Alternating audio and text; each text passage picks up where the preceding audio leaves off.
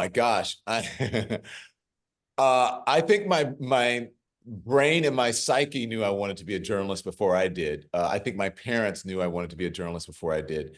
I write, and I had a book that I wrote at Transparent when I came out in 2011, that I would go and talk to people in restaurants, like families, and I would ask them if they were there on vacation and what they were doing and all about their lives. And my mom would say, try to make me come back. She'd say, come back. And my dad would say to her, don't make him afraid of people. So I think I wanted to be a journalist since the time I was a small child. I just didn't know how to qualify. Maybe I didn't have the right terminology for it, but I think I've always had it in my heart. My inspiration was actually when I think I was in high school. I saw this woman on television. Her name was Jean West, and she was on the local CBS station. Is it WAFB? I think I haven't been there in so long. I think it's WFB or WAFB. And she was an African-American woman.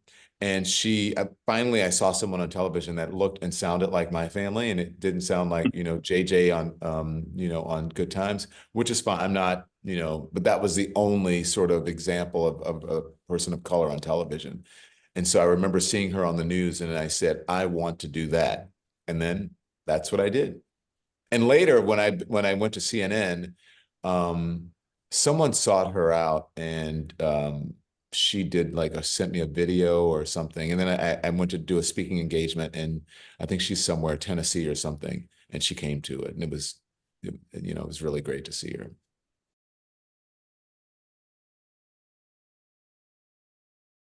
To me, it means acceptance, and it means it means accepting, and I hate that word tolerating, because no one has to tolerate me. I think people just have to accept who I am. So to me, it means acceptance, and it means loving people for who they are, and meeting people where they are, and respecting people for who and what they are. And so I think queer, is encompasses a broad spectrum of individuals. So that's what it means to me. And it means love. To you, I'm sure it means a lot, because I see two instances of queer on the screen.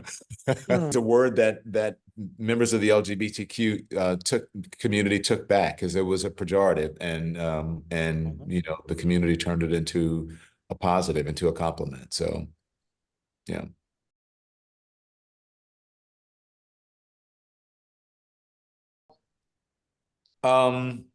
I sort of, am used to being in uncomfortable spaces, and someone asked me to write a book, and I got to the part, it was about my journeys and travails as a journalist.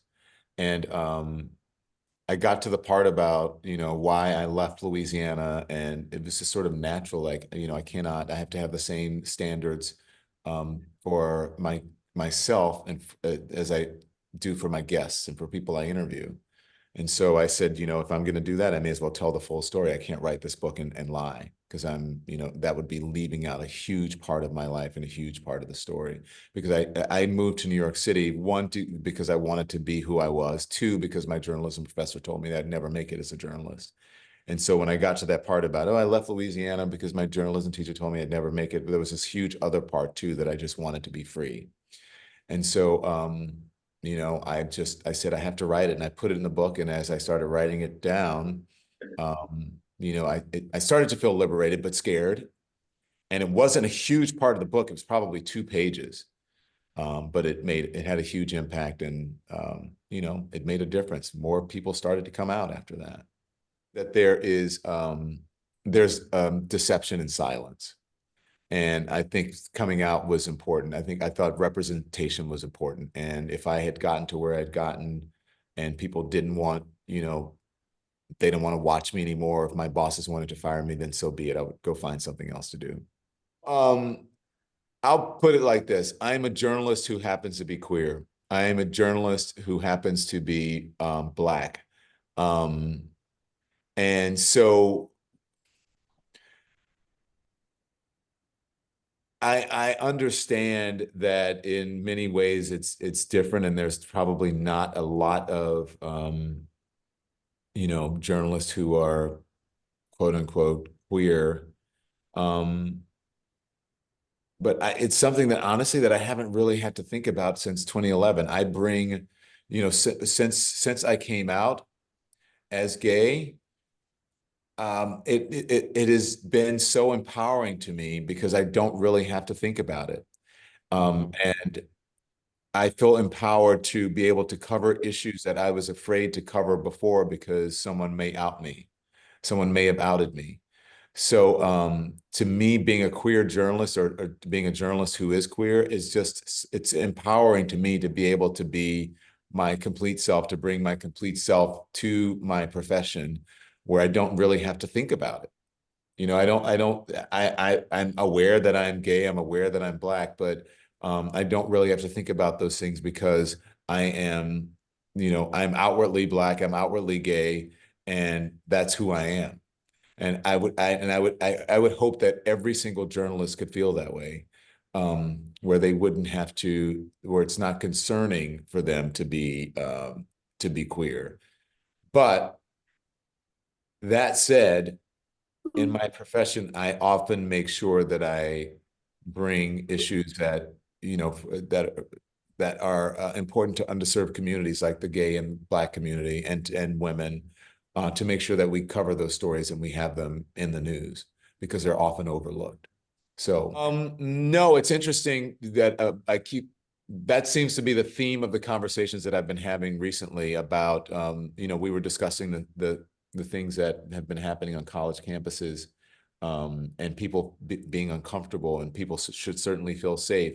But it made me think about how used to, how I've just sort of, it's become normal for me to be uncomfortable in situations, right? I'm often the only person of color or a queer person or, in a certain group.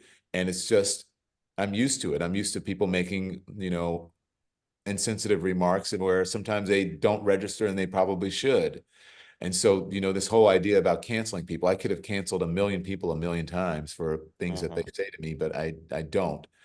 So I try to educate. And so what I tried to do, what Tim and I wanted to do in our wedding is to educate people about gay men. We happen to be gay men, and about our cultures. So it was important for us to get married in the church because we don't believe that our union is an abomination. We believe that our union should be is blessed and sanctioned by God, and we wanted that. We had the UN ambassador do it because to stress the legality of it, right, and that everyone should be able to get married. We had an Irish blessing because Tim is Irish. He's Irish Catholic. We couldn't get married in a Catholic church, obviously, but this was close. And he is a deeply religious Catholic family, and I have a deeply religious Baptist family, Protestant family from Louisiana. And so we jumped the broom, which is an African tradition. So there were lots of sort of learning moments in our wedding ceremony, and that's what I do with my life. I teach people through my work.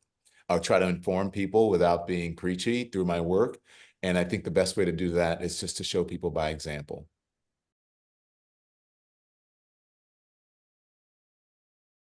A role model. I don't look at myself as a role model, but I guess if you want to say that, I would actually look. I would love to be able to help members of the LGBTQ community become more comfortable with just being themselves. And I think that I do that. I guess I'll get an intern this summer with my new show, but every summer, every quarter, an intern would come in, a new person would come in, and they would ask me for advice, and I would always tell them it was just to be excellent. And then the rest would come, and they would say, how can I be a strong Black gay man, or just a strong gay man, or a strong Black woman, or a strong queer person? And I would say, don't just worry about being excellent and leave it to people like me to don't put those limits on yourself. Just be excellent, and then the rest will come. So I think I would like to help members of the LGBTQ community become more comfortable with being who they are, with being out, with being proud and being visible. And I think I'm doing that just from my just being me, just coming out, just from my presence.